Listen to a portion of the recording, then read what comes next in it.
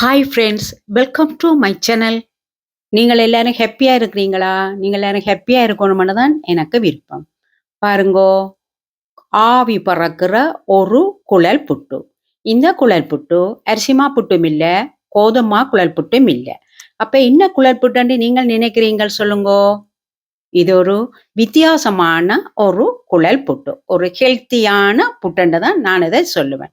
பாருங்கோ, அதே புட்டு மாவை நான் நீத்துப்பட்டியிலையும் போட்டு அவிச்சிருக்கிறேன்.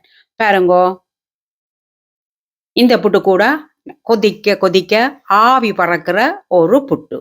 இதை சாப்பிட்டு பார்த்தீங்கள் சொன்னால் நீங்கள் நெட்டுகளும் இந்த புட்டைத்தான் விரும்பி அவைப்பீங்கள். உங்களோட பிள்ளைகள் கூட நெடுகளும் இந்த புட்டையே செய்துதாங்கோன்னு உங்களை கேட்டுக்கொண்டு இருப்பினம். இந்த பனங்காயை வச்சு தான் இன்றைக்கு நாங்கள் பனங்களி புட்டொண்டு செய்ய போகிறோம்.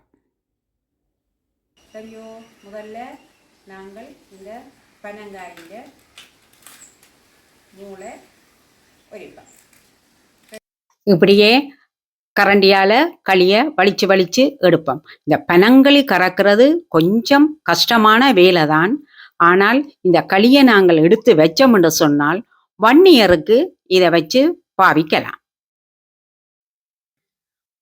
வலிச்ச களியை அரிதட்டிலேயோ அல்லது ஒரு வெள்ளை சீலையிலேயோ போட்டு நாங்கள் அப்படியே வடித்து எடுப்போம்.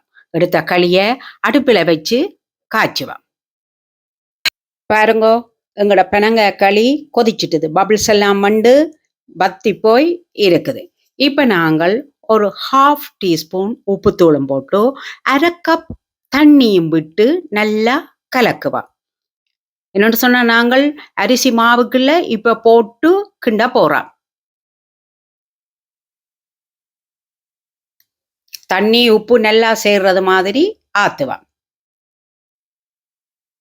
இப்போ ஒரு சுண்டு வறுத்த அரிசி மா எடுத்து அதை நான் அரிக்கையில் கட்டையோட தான் சேர்த்து கிண்ட போகிறேன். இப்போ ஒரு 1/2 டேபிள் ஸ்பூன் உப்புத்தூள் போட்டு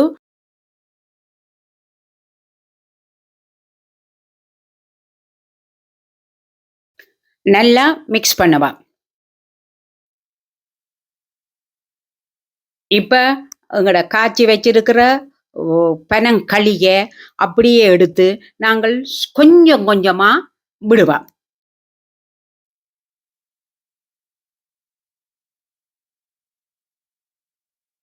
இந்த பனங்களியை விடைகளை நாங்கள் ஒரே அடியாக விடக்கூடாது. கொஞ்சம் கொஞ்சமாக விட்டு தான் இந்த மாவோட நாங்கள் சேர்க்கணும். அதே நேரம் கொதி ஆற முதலும் நாங்கள் விட்டு கிண்ட வேணும். என்னென்னு சொன்னால் மா இந்த கொதியில் அவிய வேணும்.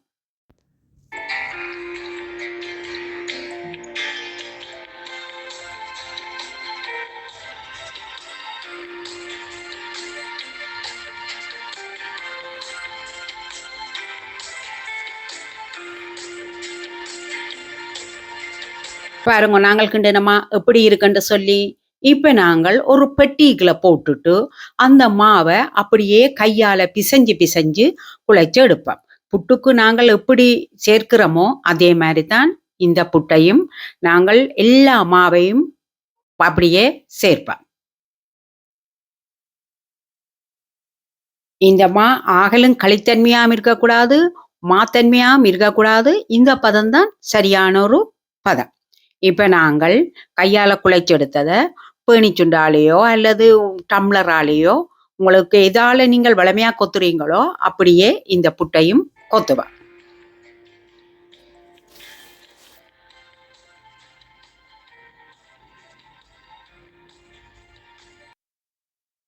நீங்கள் கிண்டைக்குள்ள கொஞ்சம் மாத்தன்மை மாதிரி இருந்ததா இருந்தால் கொஞ்சம் பச்சை தண்ணியோ அல்லது இளநியோ போட்டு வடிவா நீங்கள் இப்படி எடுத்து கொள்ளலாம். இதுதான் நாங்கள் கொத்தின புட்டு. நான் இப்போ இந்த புட்டை கொஞ்சத்தை புட்டுக்குழல்லையும் கொஞ்சத்தை நீத்துப்பட்டியிலையும் போட்டு அவிக்க போகிறேன். இப்போ முதல்ல நாங்கள் புட்டுக்குழல்ல போடுவோம். முதல்ல தேங்காய்ப்பு, பிறகு புட்டு, பிறகு தேங்காய்ப்பு. அது உங்களுக்கு எல்லாருக்கும் தெரியும் தானே.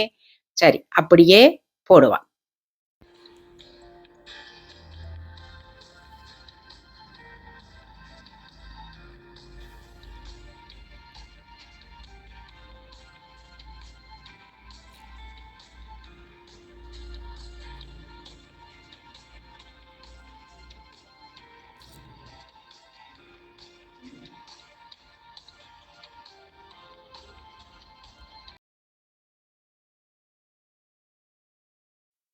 குழல்ல புட்டு மா போட்டுட்டோம். இப்ப நாங்கள் அதை அடுப்புல வச்சு அவிப்போம்.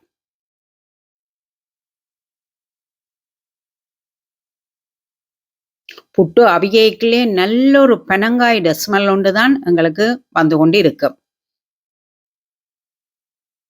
பாருங்கோ, நாங்கள் வச்ச புட்டு எப்படி இருக்குன்னு சொல்லி.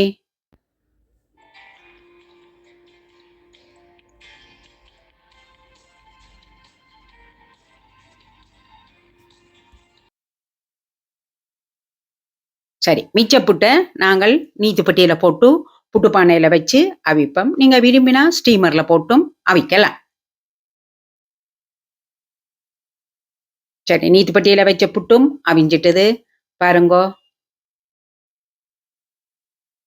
அதே மாதான் ஒரே மாதான் நீத்துப்பட்டியிலையும் குழல் புட்டிலையும் நாங்கள வச்சிருக்கிறோம். இப்ப நாங்கள் நீத்துப்பட்டியில போட்டு அவிச்ச புட்டுக்கு வெல்லம் அல்லது பனங்கட்டி போடலாம். நான் இன்றைக்கு பனங்கட்டி தூள் தான் போட்டிருக்கிறேன். கொதிக்க கொதிக்கவே நாங்கள் இந்த பனங்கட்டி வெல்லமோ அல்லது சீனியோ போட்டு நாங்கள் கிண்டினமா இருந்தால் எங்களோட புட்டு சாப்பிட அந்த மாதிரி இருக்கும்.